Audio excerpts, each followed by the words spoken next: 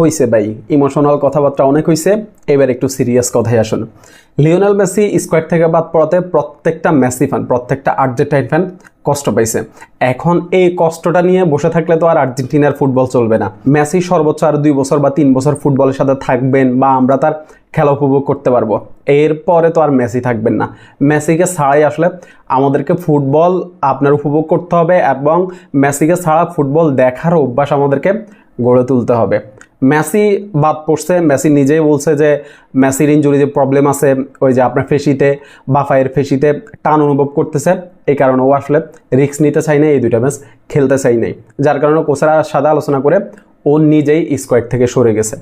এখন কথা হচ্ছে যে মেসি, আমরা ওই যে বারবার আমি একটা কথাই বলতেছি যে মেসির খেলা আমরা সবসময় দেখতে পারবো না, সারা জীবন আমরা মেসির খেলা দেখতে পারবো না। মেসিকে ছাড়াই আমাদের আর্জেন্টিনার ফুটবল উপভোগ করতে হবে। মেসি ছাড়াও আরও যারা স্কোয়াডে আছেন আমাদের তাদের উপরে ভরসা রাখতে হবে। এইখানে আর্জেন্টিনার দলে স্কোয়াডে যারা আছেন 26 সদস্যের যারা আছেন তারা সবাই ভাই বড় বড় নাম, সবাই কেউ কারো থেকে কম না। Lautaro Martinez, Julian Alvarez, Thiago Almada বলেন, আপনি নিকো ফাস বলেন, রদ্রিগো ডিফল, এনজো ফার্নান্দেজ, আপনি কাকে বাদ দিবেন, কাকে রেখে কাকে বাদ দিবেন? কেউ কারো থেকে কম না। অতএব আমাদেরকে তাদের উপরে ভরসা রাখতে হবে এবং আমরা তাদেরকে সাপোর্ট করতে হবে যেন তারা সামনে যেই ব্রাজিল এবং উরুগুয়ের বিপক্ষে 2টা ম্যাচ আছে, ওই 2টা ম্যাচ যেন তারা ভালো খেলে।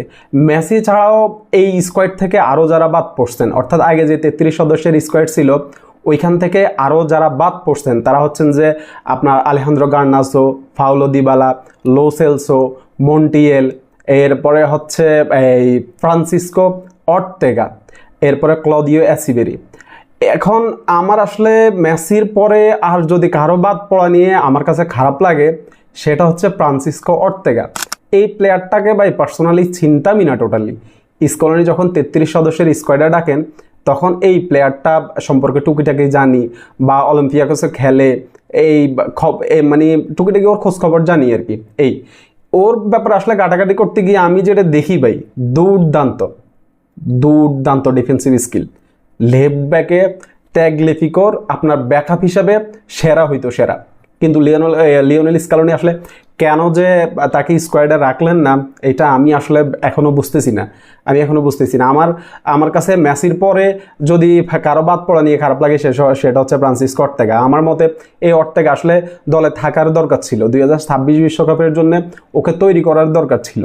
ট্যাগলিফিকোর ব্যাকআপ হিসেবে ভালো অপশন হইতো এই অর্তেগা, ভালো অপশন হইতো।